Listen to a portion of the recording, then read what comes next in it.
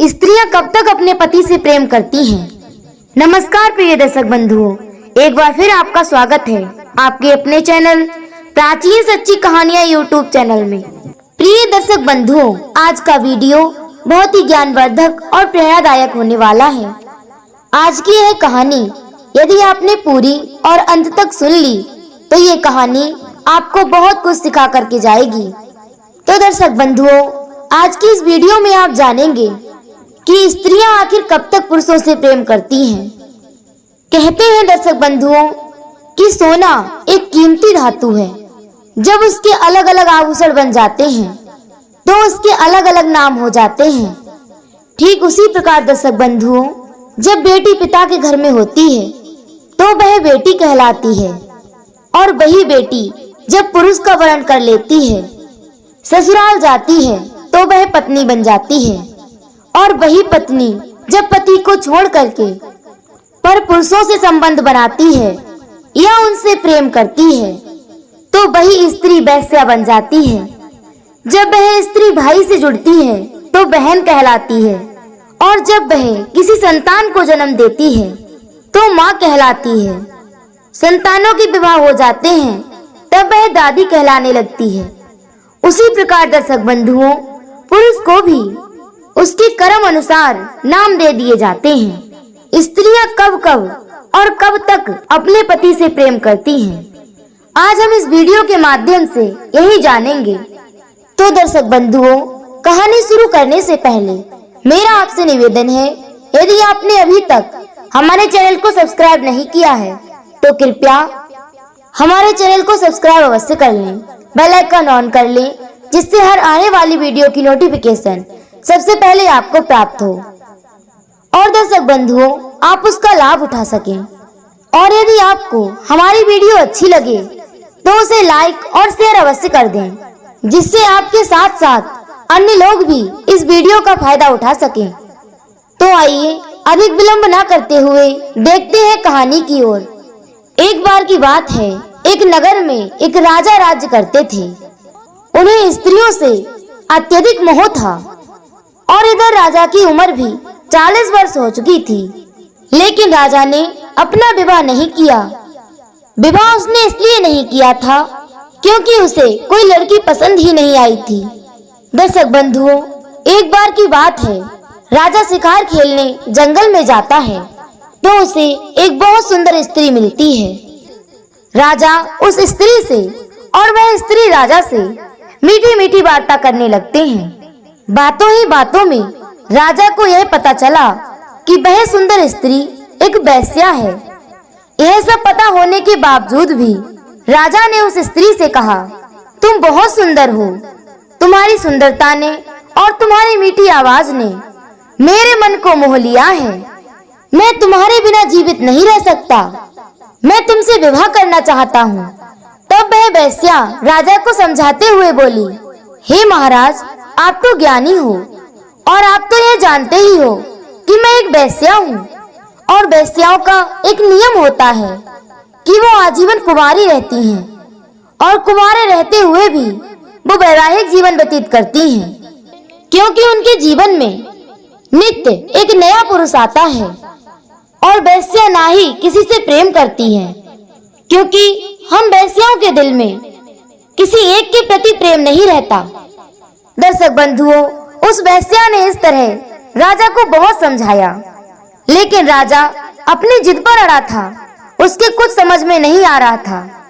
अब राजा उस दिन तो अपने घर चला आता है, लेकिन पूरी रात उसे नींद नहीं आती है।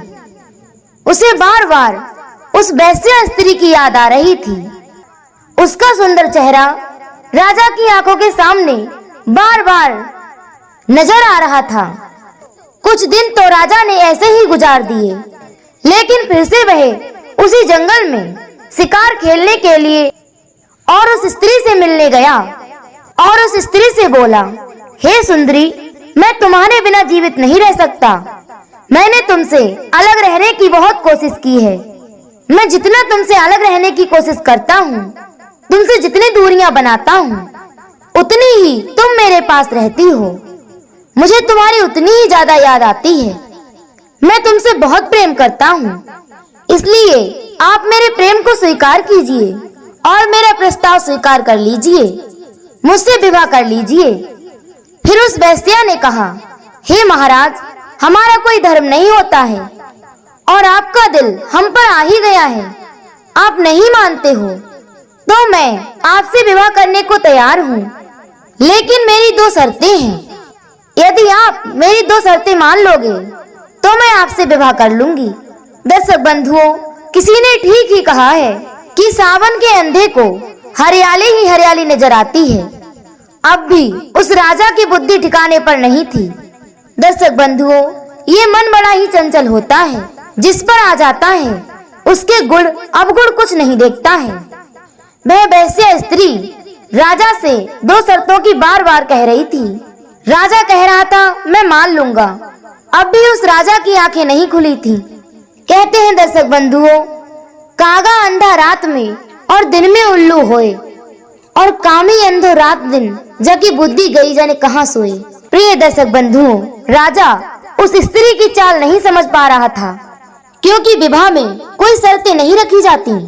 वो स्त्री तो सौदा कर रही थी, लेकिन यह बात राजा की समझ में नहीं आ रही थी कि वह स्त्री सौदा कर रही है या विवाह। राजा कहने लगा, आप मुझे अपनी दोनों शर्तें बता दीजिए। वह स्त्री बोली, मेरे पास 2 भेड़ के बच्चे हैं। इन भेड़ के बच्चों का आपको अच्छे से ध्यान रखना पड़ेगा, और दूसरी शर्त है कि मैं जो करूंगी उसमें आप कोई रोक टोक नहीं करोगे।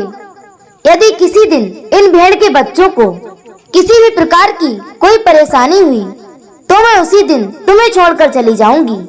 दर्शक बंधुओं, उस राजा ने वेश्या की दोनों शर्तें मान ली और उसी समय उससे विवाह कर लिया और उसे राजमहल में लाकर उस स्त्री के साथ रहने लगे।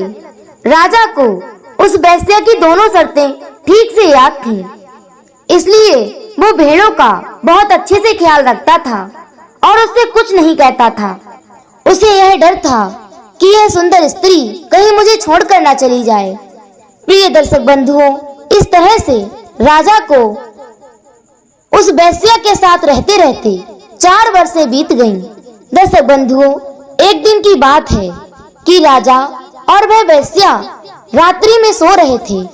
उसी समय राजा के राजमहल में चोर घुस आए तो उन्होंने वो भेड़ के बच्चे देखे, क्योंकि पूरे नगर में यह बात फैली हुई थी कि राजा भेड़ के बच्चों की अधिक देखभाल करता है। तब चोर अपने मन में यह सोचते थे कि इन भेड़ के बच्चों में कुछ ना कुछ तो खास है, इसीलिए उन चोरों ने धन दौलत कुछ नहीं चुराई, वो भेड़ के बच्चे ही चुराए। और जब वो भेड़ के बच्चे खींच कर ले जा रहे थे तब वो भेड़ के बच्चे चिल्ला रहे थे।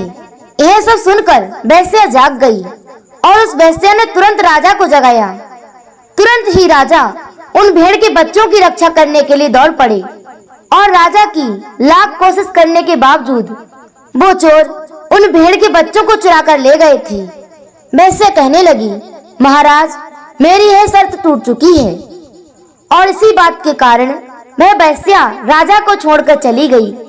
राजा यह बात समझ चुका था कि उसकी शर्त टूट गई है। वेश्या के जाने के बाद भी राजा अपनी पत्नी को नहीं भुला पा रहा था और एक दिन राजा उसी जंगल में उस वेश्या की कुटिया पर फिर से पहुंच गया और कहने लगा, हे प्रिय, जिस दिन से तुम मुझे छोड़कर आई हो उस दिन से मेरा सुख चैन सब लुट गया है। वो महल मुझे खाने को दौड़ता है, उस महल में अब मुझे कुछ दिखाई नहीं देता। मैं तुमसे बहुत प्रेम करता हूँ, इसीलिए तुम मेरे साथ चलो। तब वो वेश्या कहती है, हे महाराज, मैंने तुम्हारी इच्छा के अनुसार कुछ दिन के लिए तुम्हारी पत्नी बनकर जीवन व्यतीत किया, लेकिन आप ये बात जानते हो कि मैं वेश्या हूँ, मेरा कोई धर्म ईमान नहीं है। यहाँ हर रोज एक दूसरे पुरुष का आना होता है, हम किसी पुरुष से प्रेम नहीं करते, फिर भी आप मुझसे यह बात दोबारा से कह रहे हो कि मैं आपकी पत्नी बन जाऊं। आज मैं तुम्हें 3 बातें बताऊंगी। यदि तुमने अपने जीवन में इन 3 बातों को उतार लिया तो तुम कभी दुखी नहीं रहोगे और कभी पछताना नहीं पड़ेगा और आप कभी स्त्री के मोह में नहीं पड़ोगे। कहते हैं कि वेश्याओं का कोई धर्म नहीं होता है। जब तक वो जीती हैं, तब तक अपने जीवन में अनगिनत पाप करती हैं। और दूसरी बात, जो स्त्री धन के लोभ में अपने पति से प्रेम करती है, वह प्रेम कभी भी ज्यादा दिनों तक नहीं टिक सकता है। और जो पुरुष अपनी पत्नी की तारीफों के बड़े बड़े पुल बांधता रहता है, वह कभी अपनी पत्नी से सच्चा प्रेम नहीं करता। जो एक दूसरे की तारीफ करते रहते हैं और उनके मन में कुछ और ही होता है, वह प्रेम अधिक दिनों तक नहीं टिक सकता। वेश्याओं का प्रेम तो एक छलावा होता है। वेश्याएं तो पुरुषों की बजाय धन से प्रेम करती हैं। उन्हें जहाँ ज्यादा धन मिलेगा, वहीं उनका प्रेम होगा। प्रिय दर्शक बंधुओं, यह बात केवल किसी वेश्या पर ही लागू नहीं होती है, बल्कि यह बात स्त्री और पुरुष दोनों पर लागू होती है। जो स्त्री धन के लालच में अपने पति को धोखा दे करके किसी अन्य पुरुष के साथ संबंध बनाती है और उसी से प्रेम करती है, और जो पुरुष धन के लालच में आकर अपनी पत्नी को छोड़ जाते हैं, वे कभी किसी से सच्चा प्रेम नहीं कर सकते हैं। क्योंकि दर्शक बंधुओं, वेश्याओं का तो एक नियम होता है और वे अपने नियम पर चलती भी हैं। लेकिन साधारण स्त्री, घर की महिला, उसका भी एक धर्म होता है कि उसे जिस पति के साथ उसके माँ बाप बांध देते हैं, उस पति के साथ ही जीवन भर रहना चाहिए। चाहे वह निर्धन हो, धनवान हो, सुखी हो या दुखी हो, या फिर कोढ़ी हो। वेद शास्त्रों में यही धर्म बताया गया है। वही पत्नी पतिव्रता मानी गई है। माता अनसुईया, जो कि एक कुटिया में रहने वाली थी, सदैव उनके पति तप में लीन रहते थे। कोई धन दौलत नहीं थी, सिर्फ और सिर्फ भगवान की भक्ति थी। उन्होंने अपने पतिव्रत धर्म से ही तीनों देवताओं को, ब्रह्मा, विष्णु और शंकर जी को 6-6 महीने का बच्चा बना लिया था। इसीलिए प्रिय दर्शक बंधुओं, बच्चलन स्त्रियों से तो अच्छी वेश्या ही होती हैं, क्योंकि उनका जो धर्म होता है, जो नियम होता है, वे उस पर जीवन भर चलती हैं। लेकिन कुछ ऐसी स्त्रियां समाज में पैदा हो गई हैं जो अपने पति को कुछ नहीं समझती और धन के लालच में आकर अपने पति को, अपने घर वालों को जान से भी मार देती हैं। जो स्त्री अपने पति से अत्यधिक मांगे करती हो कि मुझे यह चाहिए, वो चाहिए, पति पर कुछ भी नहीं है, लेकिन उस स्त्री की मांगे बढ़ती जा रही हैं, तो प्रिय दर्शक बंधुओं, ये बात सीधी और साफ है कि वह स्त्री अपने पति से प्रेम नहीं करती। जो स्त्री पति के घर से बाहर जाने के बाद सजती सवरती हो, तो यह बात साफ है कि वह स्त्री अपने पति से नहीं बल्कि किसी और से प्रेम करती है। तो प्रिय दर्शक बंधुओं, कैसी लगी आपको हमारी आज की ये कहानी? कमेंट के माध्यम से अवश्य बताएं। फिर मिलेंगे इसी तरह की एक ज्ञानवर्धक कहानी के साथ। इसी के साथ दर्शक बंधुओं, राधे राधे, जय श्री कृष्णा।